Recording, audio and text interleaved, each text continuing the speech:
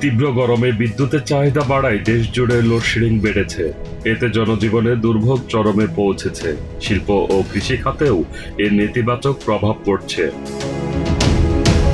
সরকার জানিয়েছে পরিস্থিতি দ্রুত উন্নতির পথে। 26 এপ্রিল থেকে আমদানিকৃত বিদ্যুৎ পুনরায় যুক্ত হতে পারে, যা সরবরাহ বাড়াতে সহায়তা করবে।